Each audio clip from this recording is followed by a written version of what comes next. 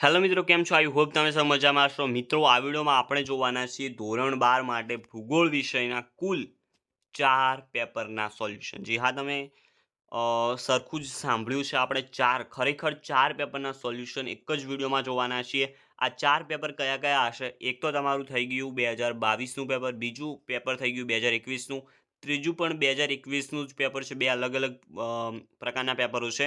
અને છેલ્લું પેપર છે 2023નું, જે પાછલા જ વર્ષે લેવામાં આવ્યું છે. કુલ 4 પેપરના સોલ્યુશન આપણે આ વિડીયોમાં જોવાના છીએ.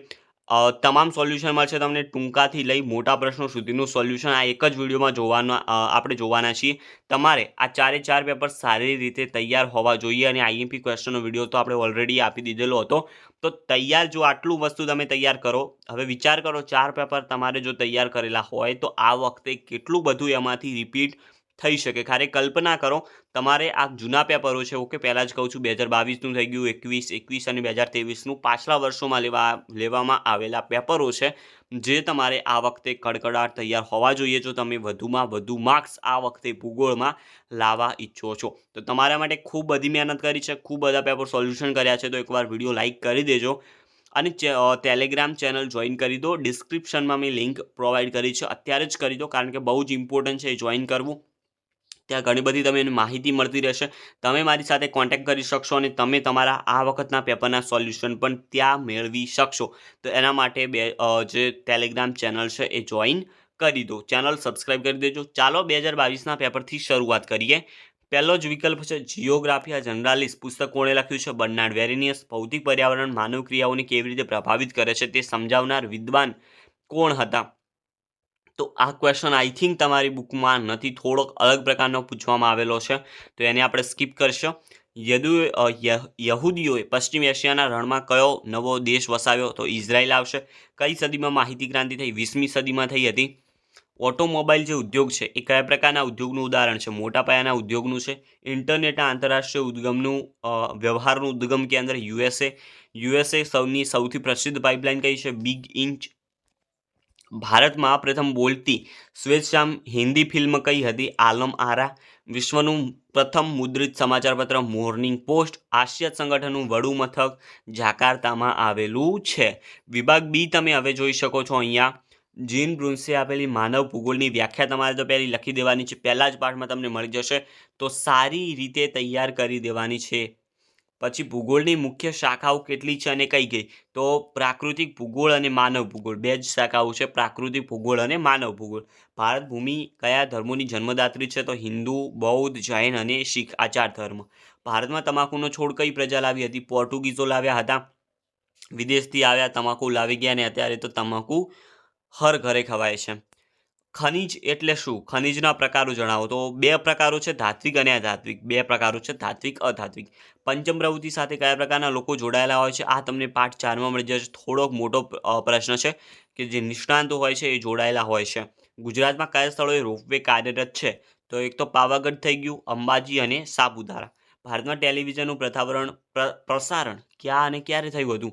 તો 15 સપ્ટેમ્બર 1959ના રોજ દિલ્હી ખાતે કરવામાં આવ્યું હતું પ્રસારણ. ભારતનો પ્રથમ કૃત્રિમ ઉપગ્રહ કયો છે અને ક્યારે છોડવામાં આવ્યો? આર્યભટ્ટ છે. 1975માં એને છોડવામાં આવ્યો, જ્યારે આપણો જન્મ પણ થયો નહોતો. વ્યાપારી સંઘોની સદસ્યતા પર કઈ બાબતો અસર કરે છે? તો પહેલું તો અસર કરે છે અંતર, બીજી કરે છે પરંપરાગત સંબંધો, અને ત્રીજી કરે છે ભૂ રાજનૈતિક સંબંધ. 3 બાબત. વિભાગ સી તમે જોઈ શકો છો. હવે 2 માર્ક્સના પ્રશ્નો છે, કડકડાટ તૈયાર હોવા જોઈએ. ભારતના ભાષાકીય માળખાનો ખ્યાલ આપો. પાઠ 2માં તમને મળી જશે. નૃવંશશાસ્ત્રી BS ગુહાના મત અનુસાર ભારતની મુખ્ય પ્રજાતિઓ કઈ છે? પાઠ 2માં મળી જશે. પછી અહીંયા તમારે લખવાની હતી કઈ પ્રજા કયા દેશની છે? તો અમેરિકાની છે, રેડ ઇન્ડિયન, અને દક્ષિણ ભારતના લોકો કહેવાય છે પાલિયાન, જે પશુપાલક સાથે જોડાયેલા છે. સિલિકોન વેલી કોને કહે છે અને કયા શહેરોમાં વિકસી છે? પાઠ 4માં તમને મળી જશે. સેવા ક્ષેત્રોમાં રોજગારીની તકોમાં સતત વૃદ્ધિ થઈ રહી છે, એના કારણો તમારે આપવાના છે. પાઠ 4માં મળી જશે તમને. રાષ્ટ્રીય જલમાર્ગ 1 અને 2ની માહિતી પાઠ 5માં તમને મળી જશે. વિશ્વમાં સૌપ્રથમ રેલમાર્ગની શરૂઆત કયા અને ક્યારે થઈ હતી? તો પાઠ 5માં મળી જશે. આકાશવાણી ઉપયોગી સમૂહ માધ્યમ છે, એનું કારણ આપવાનું છે. પાઠ 6. ઓપેક સંગઠનના હેતુઓ પાઠ 7માં. કોલકાતા બંદરે વારંવાર ડ્રેઝિંગ કરવું પડે છે એનું કારણ પાઠ 7માં તમને મળી જશે. વિભાગ ડી 3 માર્ક્સના ક્વેશ્ચન છે. તફાવત આપવાનો છે. નિશ્ચયવાદ અને સંભવવાદ પાઠ 1. માનવ કલ્યાણલક્ષી અભિગમ એટલે શું પાઠ 1. ભારતની વસ્તી નીતિમાં સમાવેશ બાબતો પાઠ 2. વ્યાપારિક પશુપાલન ટૂંકમાં પાઠ 3. અસ્થાયી પશુપાલન અને વ્યાપારિક પશુપાલન વચ્ચેનો તફાવત એ પણ છે પાઠ 3માં. ઇન્ફોર્મેશન ટેકનોલોજીના કોઈપણ 3 લક્ષણો પાઠ 4માં છે.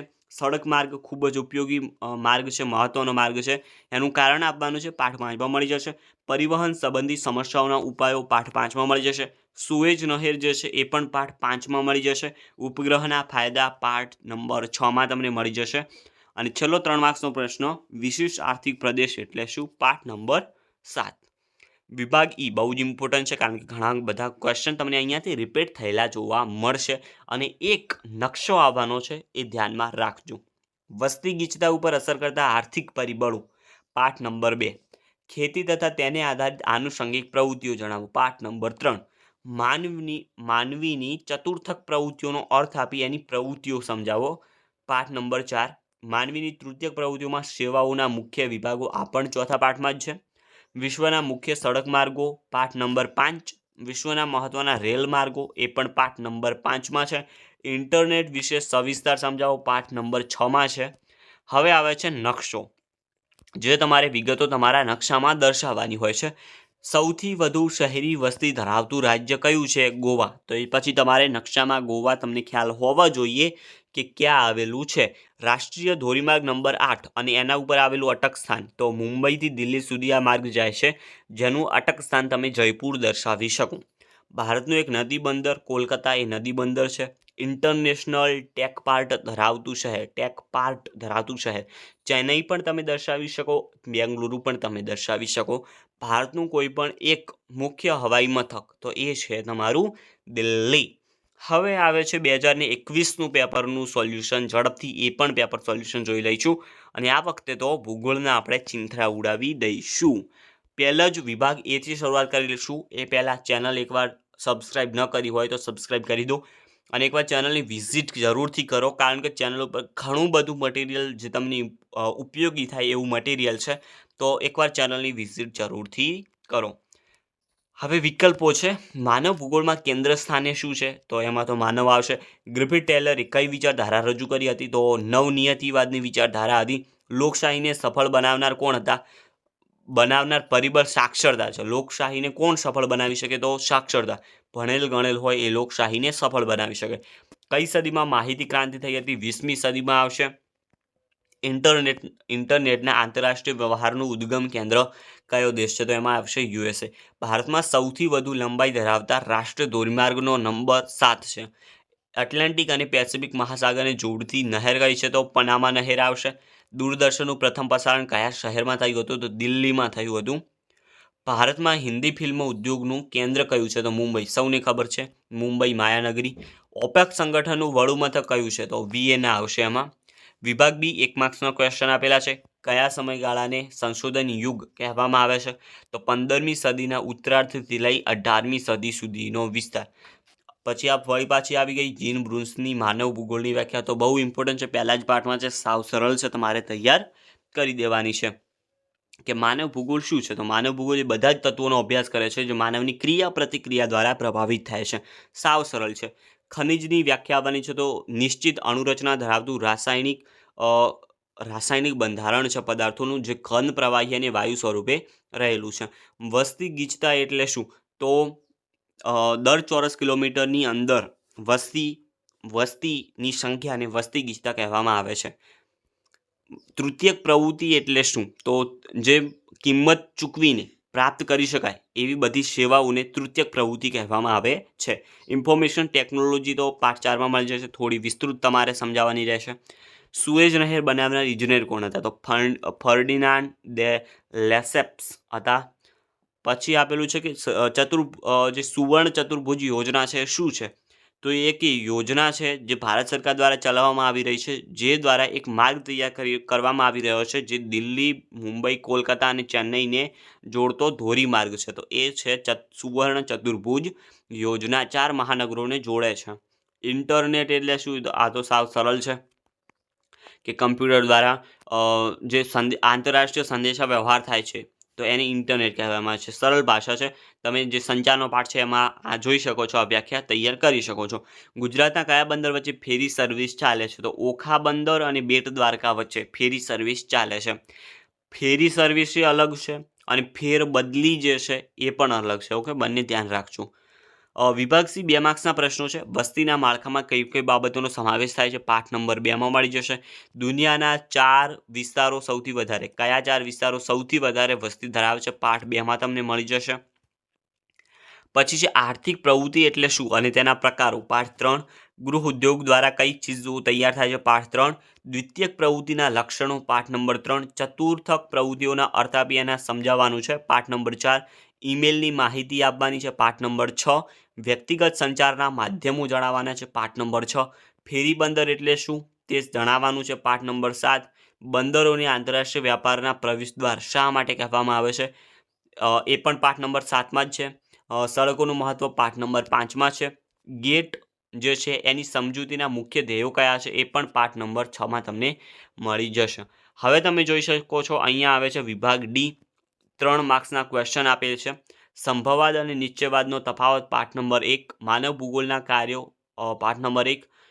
વ્યાપારિક પશુપાલન અને અસ્થાયી પશુપાલન વચ્ચેનો તફાવત? પાઠ નંબર 3. મોટા પાયાના ઉદ્યોગો વિશે?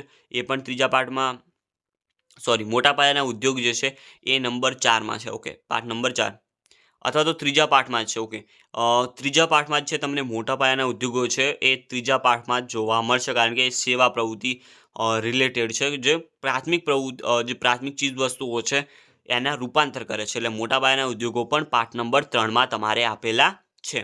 વસ્તી ગીચતા ઉપર અસર કરતા સામાજિક ધાર્મિક પરિબળો? પાઠ નંબર 2માં છે. સુએજ નહેર વિશે? પાઠ નંબર 5માં મળી જશે. વિશ્વના મુખ્ય સડક માર્ગો? પાઠ નંબર 5. વિશ્વના મુખ્ય રેલ માર્ગો પણ ત્યાં જ આવેલા છે, પાઠ નંબર 5માં જ આવેલા છે. કમ્પ્યુટરના ઉપયોગો? પાઠ નંબર 6માં છે. ફિલ્મ ઉદ્યોગ વિશે વિસ્તૃત ચર્ચા કરો? પાઠ નંબર 6.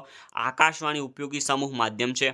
પાઠ નંબર 6માં મળી જશે. ભારતમાં વિદેશ વ્યાપારની તરાહ ટૂંકમાં સમજાવવાની છે? એ પણ પાઠ નંબર 7માં તમને મળી જશે. વિભાગ ઈ બહુ જ ઇમ્પોર્ટન્ટ છે. 5 માર્ક્સના પ્રશ્નો હોય છે. માનવ વિકાસ એટલે શું અને એ માપન વિશે સમજૂતી? પાઠ નંબર 1. વસ્તી ગીચતા ઉપર અસર કરતા ભૌગોલિક પરિબળો? પાઠ નંબર 2. ખેતી અને એને આધારિત આનુષંગિક પ્રવૃત્તિઓ? પાઠ નંબર 3. માનવ ભૂગોળના અભ્યાસના અભિગમો જણાવી કોઈ એક અભિગમ વિશે જણાવવાનું છે. ભારતના મુખ્ય રાષ્ટ્રીય ધોરીમાર્ગની માહિતી આપવાની છે? પાઠ નંબર 5માં મળી જશે. ભારતના મુખ્ય આંતરિક જળમાર્ગોની માહિતી? પાઠ નંબર 5. ઉપગ્રહ સંચાર વિશે માહિતી? પાઠ નંબર 6માં તમને મળી જશે. હવે નકશો જે છે એની માહિતી તમે અહીંયા જોઈ શકો છો. સૌથી વધુ સાક્ષરતા તો ભાઈ કેરળ ધરાવે છે. સૌથી ઓછી વસ્તી ગીચતા અરુણાચલ પ્રદેશ ધરાવે છે. સ્વર્ણિમ ચતુર્ભુજ યોજના દર્શાવવાની છે, તો એમાં પછી દિલ્હી, મુંબઈ, કોલકાતા અને ચેન્નઈ સુધી તમારે માર્ગ દોરવાનો રહેશે. ભારતનું રાષ્ટ્રીય ધોરીમાર્ગ નંબર 7 તો એ છે વારાણસીથી કન્યાકુમારી સુધી. રાષ્ટ્રીય જળમાર્ગ હલ્દિયાથી અલ્હાબાદ સુધી, તો હલ્દિયાથી અલ્હાબાદ સુધીનો તમારે એ દર્શાવવાનો રહેશે. હવે આપણે ત્રીજું પેપર જોઈશું, જે પણ છે 2021નું, થોડુંક અલગ ટાઈપનું છે, તો એને પણ જલ્દીથી જોઈ લઈશું આપણે. અને છેલ્લે જોઈશું 2023નું પેપર.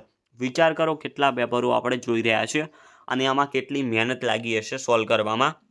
વિભાગ એ જોઈ લઈશું. વિકલ્પ આપેલા છે. સંભવવાદ શબ્દનો સર્વપ્રથમ ઉપયોગ કરનાર લુશિયન ફાવર. ભારતની સરેરાશ વસ્તી ગીચતા કેટલી હશે? 382. પાલિયન લોકો કયા દેશમાં વસે છે? ભારતમાં. સંદેશા વ્યવહારને ખૂબ સરળ બનાવનાર ઇન્ટરનેટ, ખૂબ સરળ ઇન્ટરનેટ બનાવી દીધું છે. વિશ્વની સૌથી મોટી સડક પ્રણાલી યુએસએમાં છે. નિયતિવાદના પ્રખર સમર્થક એલન સેમ્પલ. માનવ વિકાસ અહેવાલના પરામર્શક ભારતીય મૂળના અર્થશાસ્ત્રી હતા અમર્ત્ય સેન હતા. ઓસ્ટ્રેલિયાના કઈ આદિજાતિના લોકો પર્યાવરણની નિકટ રહે છે? બ્લેક ફેલોઝ. માનસિક તણાવ દૂર કરવા કયા પ્રકારની સેવાઓ જરૂરી છે? મનોરંજનથી બધી જ માનસિક જે છે પ્રોબ્લેમ એ દૂર થઈ જાય છે. ભારતમાં રાષ્ટ્રીય ધોરીમાર્ગની સંખ્યા 223 છે. કયું શહેર વહીવટી કેન્દ્ર નથી? તો ખડકવાસલા એ વહીવટી કેન્દ્ર નથી. કોલકાતા નદી બંદર કઈ નદી ઉપર છે? તો હુગલી નદી ઉપર. કાગળ વગરની ટપાલ સેવા એટલે ઈમેલ કહેવામાં આવે છે. હિન્દી ભાષામાં પ્રકાશિત થયેલું પ્રથમ સમાચાર પત્ર ઉદંત માર્તંડ. પછી છે ભારતમાં શહેર માટે વસ્તીનો માપદંડ છે એ કેટલો હોવો જોઈએ? એની પછી તમે વિભાગ બી તમે જોઈ શકો છો. 1 માર્ક્સના પ્રશ્નો. ભૂગોળની મુખ્ય શાખાઓ 2 છે, પ્રાકૃતિક ભૂગોળ અને માનવ ભૂગોળ. દ્વિતીયક પ્રવૃત્તિ એટલે શું? પછી છે ગુજરાતમાં કયા સ્થળોએ રોપવે કાર્યરત છે? તો એમાં આવે છે પાવાગઢ, અંબાજી અને સાપુતારા. વિશ્વમાં ક્ષેત્રફળની દ્રષ્ટિએ ભારતનું સ્થાન કયું છે? 7મું. માનવ વિકાસમાં અગ્રેસર રાષ્ટ્રોના નામ: નોર્વે, ઓસ્ટ્રેલિયા અને સ્વિટ્ઝરલેન્ડ. વેસન નદી ઉપર આવેલા નદી બંદરનું નામ તો હેમ્બર્ગ. ઇન્ટરનેટના આંતરરાષ્ટ્રીય વ્યવહારનું ઉદ્ગમ કેન્દ્ર USA. મહાનગરનો અર્થ તમારે આપવાનો છે. હવે અહીંયા જોયા જેવું એ છે કે આની આગળ મેં ચોકડી કરેલી તમને જોવા મળશે. કારણ એ છે કે આ જે છે મહાનગર છે, પછી ઉપર તમે આ વિકલ્પ પણ જોયો હશે, એ પણ જવાબ મેં નથી લખ્યો. એનું કારણ એ છે કે આ પાઠ જે છે તમારો 8મો આઈ થિંક પાઠ છે, જે પ્રથમ પરીક્ષામાં નથી આવવાનો. ઓકે, આ એ વખતે પૂછાણું છે, પરંતુ આ વખતે તમારે પાઠ નંબર 8માંથી આવવાનું નથી. તો પાઠ નંબર 8 તમારે તૈયાર કરવાનો નથી. અહીંયા પ્રશ્નો આપેલા છે, પરંતુ એના માટે જ મેં આગળ ચોકડી તમે જોઈ શકો છો કરી છે. ઓકે, કયા સમયગાળાને સંશોધન યુગ કહે છે? તો 15મી સદીના ઉત્તરથી 18મી સદી. ચતુર્થક પ્રવૃત્તિઓને વિસ્તારવામાં મહત્વના કારણો કયા છે? તો એ પણ તમને પાઠ નંબર 4માં મળી જશે. પછી છે આંતરિક જળમાર્ગ એટલે શું? એ તમારે સમજાવવાનો રહેશે. પાઠ નંબર 5માં છે. ભારતમાં દૂરદર્શનનું પ્રથમ પ્રસારણ ક્યાં છે અને ક્યારે થયું હતું? તો 15 સપ્ટેમ્બર 1959માં દિલ્હી ખાતે થયું હતું. આંતરિક જળમાર્ગ એટલે જે દેશની અંદર જ એક જગ્યાએથી બીજી જગ્યાએ સ્થળે જવા માટે જળમાર્ગનો ઉપયોગ થાય છે, જળમાર્ગો છે, એ આંતરિક જળમાર્ગ છે. રેન્ડિયર કયા પ્રદેશનું ઉપયોગી પ્રાણી છે? ટુંડ્રા આવશે. ભારતનો રાષ્ટ્રીય ધોરીમાર્ગ સૌથી લાંબો કયો છે અને કયા 2 શહેરોને જોડે છે? નંબર 7 ધોરીમાર્ગ નંબર 7 વારાણસીથી લઈ કન્યાકુમારી સુધી. વ્યક્તિગત સંચારતંત્રના માધ્યમો ટેલિફોન છે, સેલફોન, ફેક્સ, ઇન્ટરનેટ, ઈમેલ, ટપાલ સેવા, કુરિયર વગેરે. વિભાગ સી તમે હવે જોઈ શકો છો. 2 માર્ક્સના પ્રશ્નો છે. ચતુર્થક પ્રવૃત્તિમાં કઈ કઈ પ્રવૃત્તિઓનો સમાવેશ થાય છે? પાઠ નંબર 4. ભારતના સડક માર્ગને કયા 5 વિભાગમાં વહેંચવામાં આવે છે? પાઠ નંબર 5. સ્વર્ણિમ ચતુર્ભુજ રાષ્ટ્રીય ધોરીમાર્ગ યોજના પાઠ નંબર 5માં મળી જશે. BSNL દ્વારા કઈ સેવાઓ પૂરી પાડવામાં આવે છે? પાઠ નંબર 6. પછી આ તૈયાર નથી કરવાનો તારકવાળો. બંદરો આંતરરાષ્ટ્રીય વ્યાપારનો પ્રવેશ દ્વાર છે, શા માટે? પાઠ નંબર 7માં. વસ્તીના માળખામાં કઈ કઈ બાબતોનો સમાવેશ થાય છે? પાઠ નંબર 2. વર્તમાનમાં ઇન્ટરનેટનું મહત્વ ખૂબ જ છે, શા માટે? પાઠ નંબર 6. વ્યાપારની વ્યાખ્યા આપી તેના પ્રકાર જણાવો, લખવાના છે. પાઠ નંબર 7. પછી ગ્રામીણ વસાહત તૈયાર કરવાની નથી, પાઠ નહીં આવે. માનવ ભૂગોળ એટલે શું? પાઠ 1. અને પ્રાથમિક પ્રવૃત્તિઓ જણાવો, પાઠ નંબર 3. હવે આવે છે વિભાગ ડી, તમે જોઈ શકો છો. 3 માર્ક્સના પ્રશ્નો છે. માનવ કલ્યાણલક્ષી અભિગમ પાઠ નંબર 1. સમાચારપત્રો સામયિકો વિશે ટૂંક નોંધ પાઠ નંબર 6. બંદરોના પ્રકારો જણાવી નદી બંદરો વિશે તમારે નોંધ લખવાની છે, પાઠ નંબર 6માં મળી જશે. વિશિષ્ટ આર્થિક પ્રદેશ એટલે શું? પાઠ નંબર 7. વ્યાપારિક પશુપાલન વિશે નોંધ લખવાની, પાઠ 3. ભારતના મુખ્ય આંતરિક જળમાર્ગ વિશે માહિતી, પાઠ નંબર 5. સુએજ નહેર વિશે ટૂંક નોંધ, પાઠ નંબર 5. આકાશવાણી વિશે માહિતી, પાઠ નંબર 6. નિશ્ચયવાદ વિચારધારા પાઠ નંબર 1માં તમને મળી જશે. ભારતની વસ્તીનું ધાર્મિક માળખું પાઠ નંબર 2માં. શહેરી વસાહતો તો તૈયાર કરવાનું નથી. ભારતના વિદેશ વ્યાપારનો ઇતિહાસ પાઠ નંબર તમને 7માં મળી જશે. મોટા પ્રશ્નો હવે તમે જોઈ શકો છો, અહીંયા બહુ ઇમ્પોર્ટન્ટ છે. માનવ વિકાસ એટલે શું? તેના માપન વિશે સમજૂતી પાઠ નંબર 2માં મળી જશે. વિશ્વના મુખ્ય સડક માર્ગો વર્ણવો, પાઠ નંબર 5.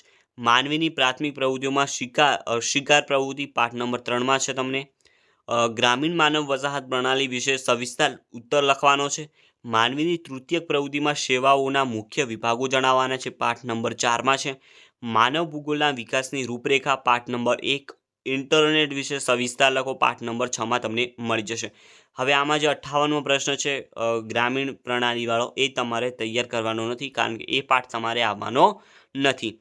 હવે તમે જોઈ શકો છો નીચે જે નકશો છે, તો સૌથી વધુ વસ્તી ધરાવતું રાજ્ય છે Uttar Pradesh. International tech park Chennai, Bengaluru. કોઈ એક મહાનગર ભારતનું મુંબઈ, દિલ્હી પણ તમે લખી શકો, ચેન્નઈ પણ લખી શકો, કોલકાતા પણ તમે દર્શાવી શકો. ભારતમાં ગરમ કાપડ માટે ઉદ્યોગનું એક સ્થળ છે લુધિયાણા.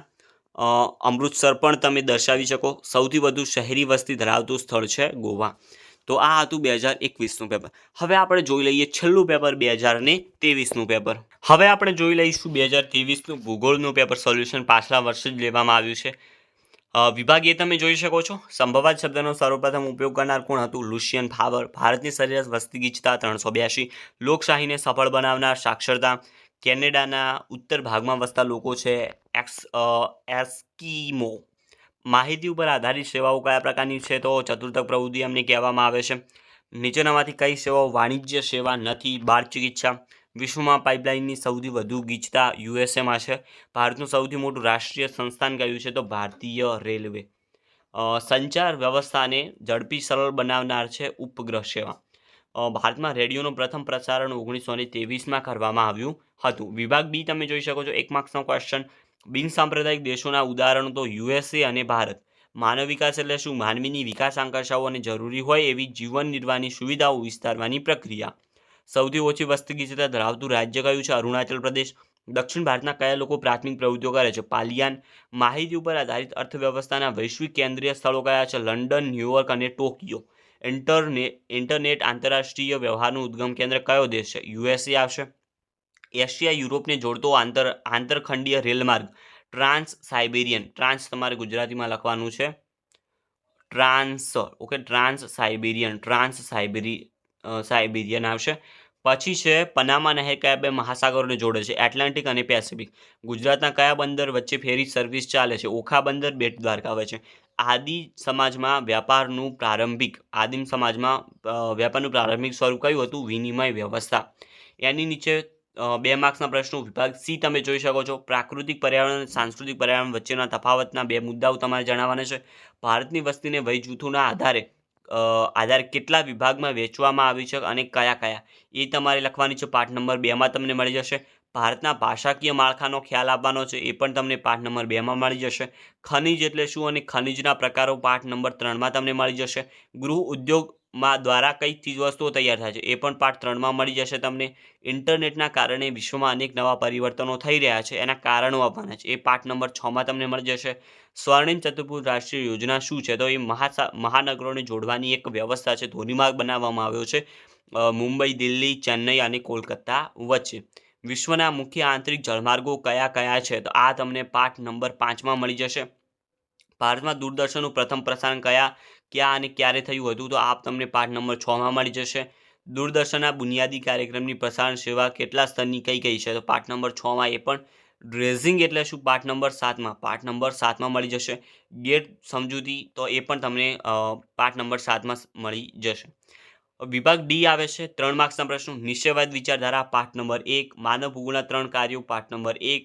ભારતીય વસ્તી નીતિમાં સમાવિષ્ટ બાબતો પાઠ નંબર 2. વસ્તી વધારો એટલે શું? વસ્તી વધારા ઉપર અસર કરતા પરિબળો પાઠ નંબર 2. સાવ સરળ પ્રશ્ન છે. ખેતી આધારિત આનુષંગિક પ્રવૃત્તિઓ પાઠ નંબર 3.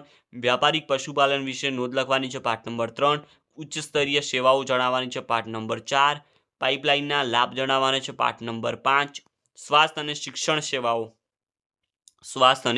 શિક્ષણ સેવાઓ સમજાવવાની છે તમારે. એના નીચે છે પછી પરિવહન સંબંધિત સમસ્યાઓના ઉકેલ, એ તો પાઠ નંબર 5માં છે. ફિલ્મ ઉદ્યોગ વિશે ટૂંક નોંધ લખવાની છે પાઠ નંબર 6માં છે. આ જે સ્વાસ્થ્ય અને શિક્ષણ સેવાઓ છે એ પાઠ નંબર 4માં છે. ફિલ્મ ઉદ્યોગ વિશે ટૂંક નોંધ લખવાની છે તો 6થા પાઠમાં છે.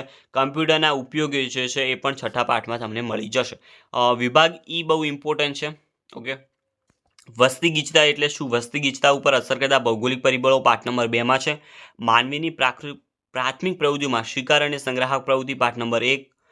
પરિવહનનો અર્થ આપી આ પાઠ નંબર 1માં નથી, પાઠ નંબર 3માં છે. ઓકે, 3માં શિકાર અને સંગ્રાહક પ્રવૃત્તિ. પરિવહનનો અર્થ આપી એના વિશ્વના સડક માર્ગો સમજાવવાના છે. પાઠ નંબર તમને 5માં મળી જશે.